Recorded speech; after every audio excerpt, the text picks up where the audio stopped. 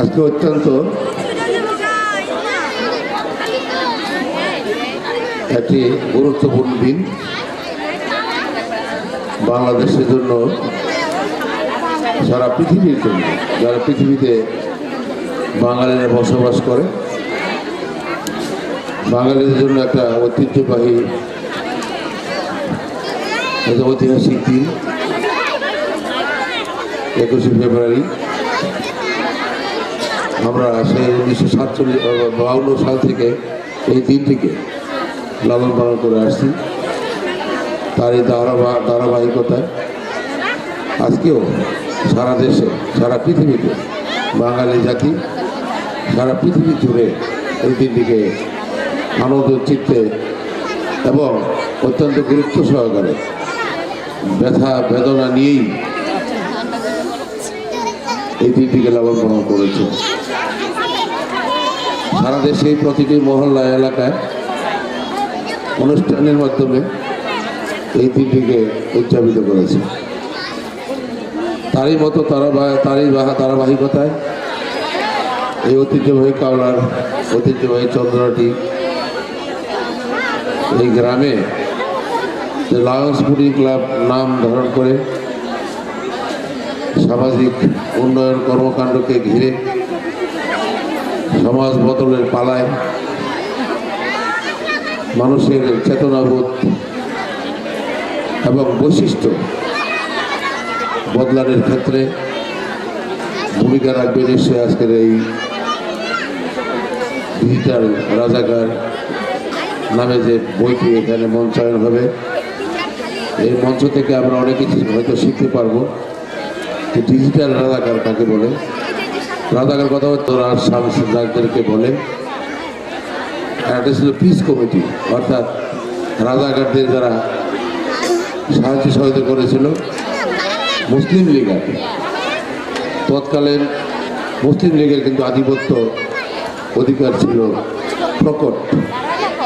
তাদের দ্বারায়, তাদের চেতনায়, তাদের উদাত্ত আহ্বানে বাংলাদেশ অর্থাৎ পাকিস্তান চলেছিল। হয়তো তারা আমাদের সাথে, মুক্তিযুদ্ধের সাথে পারেনি, তারা হার মেনেছে, যুদ্ধে পরাজয় বরণ করে তারা বিলীন হয়ে যায় না এখনো, যারা এখনো আমাদের মোকাবিলা করে চলেছে বিভিন্ন কর্মকাণ্ডে, দেশ উন্নয়নের এবং ভাষা ছন্দের বিভিন্ন কর্মকাণ্ডের যেখানে বাধা প্রয়োগ করে চলেছে। সেই রাজাকার আলবদর এবং মুসলিম লীগারদের অনুসারীরা আমাদের দেশে এখনও বিদ্যমান। তাদেরকে প্রতিহত করার জন্য আপনারা দেখেছেন, শুনেছেন, উপলব্ধি করেছেন, বর্তমানে প্রত্যক্ষ করেন যে তাদের অধিকাংশ ক্ষেত্রেই দেশ চলছে ভালো, এটা আমরা বলতে পারি। এত সব প্রতিকূল পরিবেশের মধ্যেও দিয়েও গাড়ি ঘোড়া, মানুষ, যানবাহন, অফিস আদালত সকল কিছু চলেছে। এতে প্রতীয়মান হয় তাদেরকে মানুষ প্রত্যাখ্যান করেছে, তাদের হরতাল প্রতিরোধ প্রত্যাখ্যান করেছে। আমরা সেটা গ্রহণ করিনি, দেশবাসী গ্রহণ করেনি। ইতিমধ্যে আজকে আমি এখানে অত্যন্ত আনন্দিত হয়েছি যে 21শে ফেব্রুয়ারি 1952 সালের সেই চেতনাবোধ আমরা আজকে লালন পালন করছি। যেই চেতনায় দেশটি স্বাধীন হলো, আমরা মুক্ত হলাম।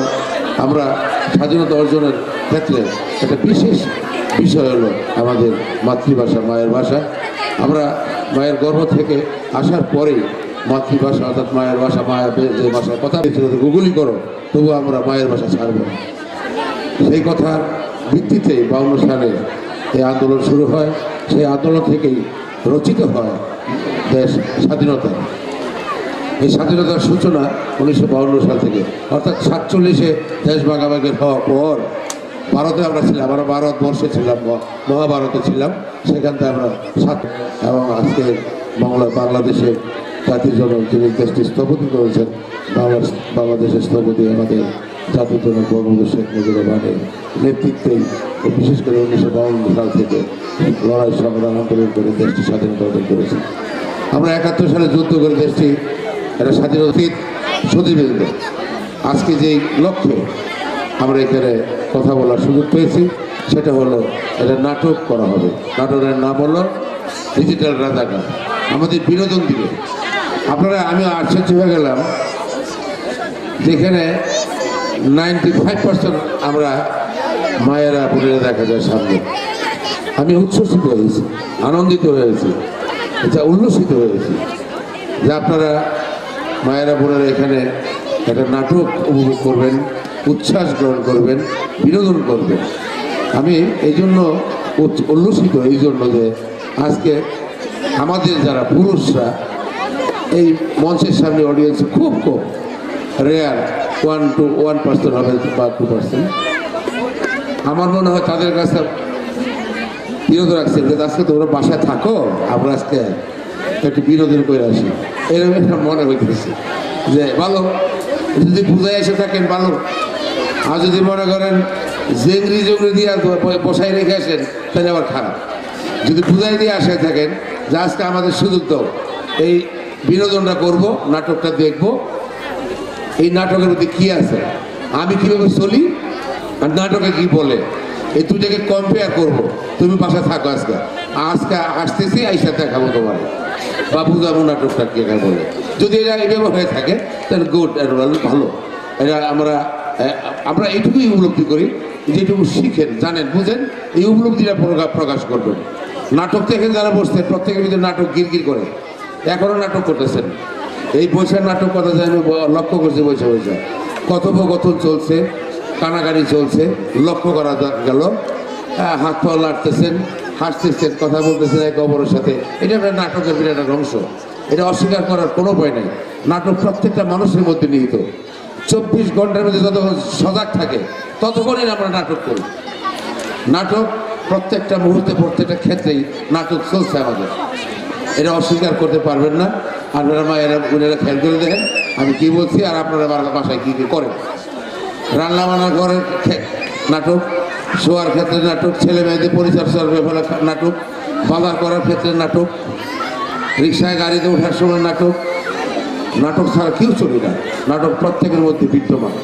অতএব আমি আনন্দিত হয়েছি যে আজকে এই একটা বিনোদনমূলক অনুষ্ঠানে আপনাদের উপস্থিতিতে আমি আসলে অত্যন্ত খুশি হয়েছি। বিনোদন করার জায়গা নেই, বিনোদন করার ক্ষেত্র নেই, দেশের পরিস্থিতি, রাজনৈতিক পরিস্থিতি খুব একটা ভালো নেই। এখানে মাঠঘাটও নেই, একটা স্কুল কলেজ নেই যে এই চন্দ্রনাটি একটা স্কুল কলেজ যদি থাকতো, মাঠ থাকতো, প্রায়শই অনুষ্ঠান করা যেত। এখানে অনুষ্ঠান করার খুবই দুর্ভোগ বিষয়, অসুবিধা হয়। আজকে যেহেতু একটা খোলা জায়গা, সুন্দর জায়গা পেয়েছেন, জানি না জায়গাটা কার, তাকে অনেক দিন এইভাবে রাখার জন্য আমি অনুরোধ করবো যে আপনি আগামী আরও কয়েক মাস এবার রাখেন। আমরা আরও অনুষ্ঠান করতে চাই আপনাদেরকে নিয়ে, আরও কথা আছে, আরও কাজ আছে, আরও নাটক সামনে আনবো। নাটক দেখে যেন আমরা উপলব্ধি করতে পারি জীবনটা কি, মানুষের কর্মকাণ্ডগুলো কী, এবং সমাজ কি, পরিবার কি, দেশ কি, এবং আমাদের করণীয় কী, এগুলোকে লক্ষ্য করা দরকার, বিচার করা দরকার। বিশ্লেষণে আমার এখানে বসে আছে, এটা একটা সমাজ বদলানোর একটা বিষয় হিসেবে আমি চিহ্নিত করতে পারি। আজকে আত্মপ্রকাশ করাচ্ছেন যে আমরাও পারি, আমরাও নাটক জানি, আমরা নাটক শিখব, আমরাও সেটা উপলব্ধি করব, আমরাও আমাদের জীবনে, আমাদের পরিবারে, আমাদের বাসায়, আমাদের সংসারে আমরা এই কথাগুলো লালন পালন করতে চাই। তবে সব নয়, যে কথাটা ভালো আসবে এখানে, যেটা গ্রহণযোগ্য হবে, যেই ভাষাটায়, যে ছন্দে, যে কথাটায় এখানে গালি আসবে, রূঢ়তা প্রকাশ পাবে আমাদের কাছ থেকে, অন্যায় প্রকাশ পাবে, ভাষাটা কথাটা ঠিক বলে নাই, অভিনয়টা সঠিক করে নাই, সেটাই কিন্তু আমরা বর্জন করব। আর যেটা ভালো ভাষা ব্যবহার, কাণ্ড যেটা প্রকাশ হয়েছে ভালো, এটা গ্রহণযোগ্য, চোখে পানি আসে এবং করণীয় এবং বর্জন করা যায় না। এটি উচিত, এটি হওয়া দরকার, এটি আমরা করবো, এইভাবে আমরা চলবো। যদি এই ভাষাগুলো আসে সেটা গ্রহণ করবেন, এটি কিন্তু অভিজ্ঞতা হলো। এই অভিজ্ঞতাটা কিন্তু আপনার জীবনে একটা শক্তি সঞ্চয় হলো, এই শক্তিটা নিয়ে গড়ে যাবেন। দেখবেন আজকে সে অভিনয় করে না, হয়তো এখন আমিও অভিনয় করিনি কখনো, কিন্তু আমরা নাটক করাইছি বহু। আমাদের মতন অনুষ্ঠান এই অঞ্চলে কেউ করে না, আমার মতন মফিজের মতন অনুষ্ঠান এই অঞ্চলে কোনো ব্যক্তি, কোনো দল, কোনো সংঘ, কোনো সমিতি, কোনো সংস্থা করে না। আমরা যে অনুষ্ঠানগুলো করেছি সারা ইউনিয়ন পিপি নয়, উত্তরায়, গুলশানে, উত্তর খান, দক্ষিণ খান তথা এই অঞ্চলে আমরা বহু অনুষ্ঠান করেছি। আজকে এটা আমার অনুষ্ঠানের 5 নম্বর বিকেলবেলা থেকে, মাগরিবের পর থেকে 5 নম্বর অনুষ্ঠান এটা। অতএব আমরা অনুষ্ঠান করি। তবে যে কথা মূলত বলতেছিলাম, একটু কি কথা বলবো তো, একটা নাটক দেখবেন, উন্মুখ হয়ে আছেন, নাটক দেখবেন। একটা পরিবেশের মধ্যে দিয়ে ম্যাক্সিমাম কালার রাস্তা হয়ে গেছে। এই রাস্তাটুকু হওয়ার জন্য আমরা যথেষ্ট সোচ্চার। আগামী আমার মনে হয় 2 মাস লাগবে না, 1.5-2 মাসের মধ্যে রাস্তা ইনশাল্লাহ হয়ে যাবে। আর দোয়া করবেন। টাকার দরকার তো, টাকা লাগে। দেখেন আপনারা খেয়াল করবেন, না বললেই নয়, না বললেই নয়। আগে যে পিচ জ্বালা পথ ছিল, এই রাস্তাটা কাওলার বাজার থেকে এই রাস্তা করতে লাগতো মাত্র 50-60 লক্ষ টাকা, যদি পিচ দিয়ে করতাম। আর কার্পেটিং যদি করতাম তাহলে 50-60 লক্ষ টাকা হয়ে যেত ব্রিজ পর্যন্ত। আর এখন লাগছে কত? ওইটুকু করতে লাগছে 15 কোটি টাকা। আবার এইটুকু লাগবে 1 হতে 1.25 কোটি টাকা। ব্যবধান কত? দেশের আয় কত, রাজস্ব আয় কত, সরকারের আয় কত, সরকারের পোশাকের আছে নাকি খেয়াল করতে হবে, মাথায় আনেন। আপনার সংসারটা যেরকম অভাব অনটনে ঘেরা, অভাব মোকাবেলা করছেন দৈনন্দিন, সরকারও কিন্তু তদ্রুপ। আপনার সংসারটা যে অবস্থায় আছে, সরকারও কিন্তু এই অবস্থায় চলছে। এটা মাথায় আনতে হবে। খেয়াল করলেই কোনো আর চেয়ারম্যানরে, মেম্বারে, এমপিরে, মাতবরে, নেতা গোপাজি করা লাগবে না। রাগ, জিদ, ক্ষোভ সব উল্টো হয়ে যাবে যদি খেয়াল করেন। সরকার যে ব্যবস্থা আছে, আমাদের সংসারটা তদ্রুপ। একটু ধৈর্য ধরেন, ইনশাল্লাহ এটা হয়ে যাবে। অনেক কাজ হয়েছে, প্রায় এখানে 80-90 কোটি টাকার কাজ হয়েছে আমাদের ইউনিয়নে এই পর্যন্ত। আমাদের আগামী 6 মাসের মধ্যে ইনশাল্লাহ সকল রাস্তা পাকা হয়ে যাবে। এবং সুয়ারেজ দরকার, সুয়ারের রাস্তার কাজ শুরু করেছি আমরা, সুয়ারেজ শুরু করেছি। সুয়ারেজ না কোনো উপায় নাই। এই রাস্তাটা সুয়ারেজ কমপ্লিট। অন্যান্য রাস্তা দেখেন, আজমপুর, ফয়দাবাদ, দক্ষিণখান, অন্যান্য এলাকায় আমি সুয়ারেজের কাজ করতেছি। প্রত্যেকটা রাস্তায় সুয়ারেজ সৃষ্টি করতে হবে, কারণ আমাদের তো আর ডালাডোলা নাই, পানি নামার কোনো কায়দা নাই, ক্ষেত ফাগান নাই, ধান ক্ষেত নাই, নিচু জায়গা নাই যে বৃষ্টি আসলে পানি নেমে যাবে। অল্প বৃষ্টিতে পানি নিমজ্জিত হয়ে যায়। ছেলেমেয়েরা স্কুল করা যেতে পারে না, মানুষ হাঁটতে পারে না, খারাপ পানি দিয়া পারাবার হতে হয়। অনেক কষ্ট স্বীকার করি আমরা। এরপরে ইনশাল্লাহ ধৈর্য ধরেন, কাজ হয়ে যাবে। আমাদের সরকারের ইচ্ছার অভাব নেই, আমাদের মাননীয় এমপির কোনো অভাব নেই, আমাদের চেয়ারম্যান মেম্বারদের কোনো অভাব নেই, নেতা নেতৃত্বের কোনো মানসিকতার কোনো অভাব নেই। আমরা সবাই চাই যে দেশের উন্নয়নমূলক কর্মকাণ্ডগুলো তড়িৎ গতিতে হোক। এটা আমরা সবাই প্রত্যাশী এবং চেষ্টা করি, চেষ্টা চালিয়ে যাচ্ছি। আমি আর কথা বাড়াবো না, নাটক দেখব, আনন্দ করব। আমি আপনাদেরকে অত্যন্ত আনন্দ চিত্তে ধন্যবাদ জানাই।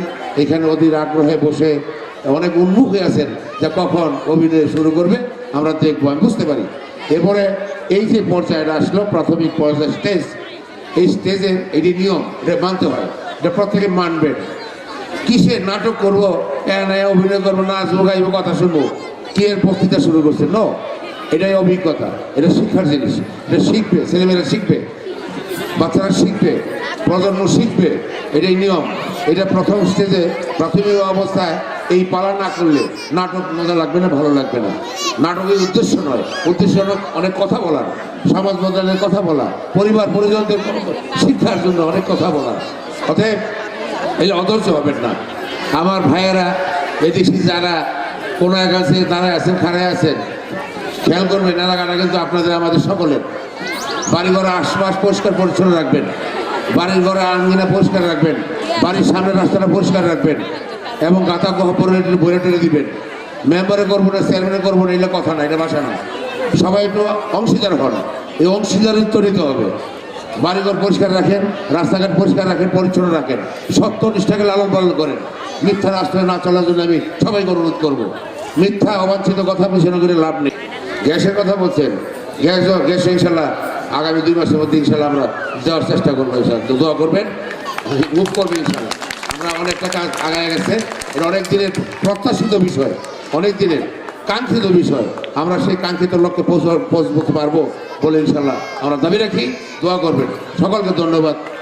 আমি সবাইকে সালাম জানিয়ে, স্নেহ জানিয়ে কথা শেষ করছি। খোদা হাফেজ। জয় বাংলা, জয় বঙ্গবন্ধু। আসসালামু আলাইকুম। তার সুন্দর সুশৃঙ্খল বক্তব্য দেওয়ার জন্য এখন আমাদের মাঝে বক্তব্য দিবেন আজকের অনুষ্ঠানের সভাপতি দক্ষিণ খান ইউনিয়ন আওয়ামী লীগের সম্মানিত সভাপতি ৭১-এর বীর সেনানী আলহাজ মফিজউদ্দিন আহমেদ। সব কথা চেয়ারম্যান সাহেব বলেছেন, আপনাদের অভাব অভিযোগের কথা, বিনোদনের কথা, নাটকের কথা। তবে আজকে চন্দ্রাটি লায়ন্স স্পোর্টিং ক্লাব আয়োজিত আন্তর্জাতিক মাতৃভাষা দিবস উপলক্ষে ডিজিটাল রাজাকার পরিবেশিত হবে। কিছুক্ষণের মধ্যেই পর্দা উঠবে। আমি বক্তব্য দীর্ঘায়িত না করে যারা দর্শক শ্রোতা আছেন, মা বোনেরা আছেন, তারা সুন্দর মন নিয়ে যদি নাটকটা উপভোগ করেন তাহলে নাটক সুন্দর হবে। আর যদি আপনাদের মধ্যে অস্থিরতা থাকে তাহলে নাটক যত পরিবেশনা, যত রকমের ভালো অভিনয় করুক না কেন, ভালো লাগবে না। কাজেই সুন্দরভাবে সুন্দর মন নিয়ে দেখবেন। ভালো দর্শক, সুন্দর দর্শক মানে সুন্দর নাটক। কাজে সেই সুন্দরের মধ্যে সকলেই আমরা সুন্দরের পূজারী, সুন্দরকে আমরা ভালোবাসি এবং এই সুন্দর এবং সত্যের আলোকে আমাদের জীবনও সুন্দর হয়ে উঠুক। আন্তর্জাতিক মাতৃভাষা দিবসে অনেক বক্তারা বক্তব্য দিয়েছেন। আমি শুধু একটা কথা বলবো, আন্তর্জাতিক মাতৃভাষা পিছনে আমাদের আজকের প্রধানমন্ত্রী মাননীয় জননেত্রী শেখ হাসিনা, দেশরত্ন শেখ হাসিনা, বঙ্গবন্ধু জাতির পিতার সুযোগ্য কন্যা, ওনার নেতৃত্বেই উনি দ্বিতীয়বার জাতিসংঘে বাংলায় বক্তৃতা দিয়ে এই বাংলা ভাষাকে আন্তর্জাতিক ভাষার মর্যাদা দান করেছেন, আমাদেরকে গর্বিত করেছেন। আমরা বিশ্বের দরবারে বাঙালি জাতি হিসেবে আমরা প্রতিষ্ঠিত হয়েছি এবং আমাদেরকে মানুষ সম্মান করে।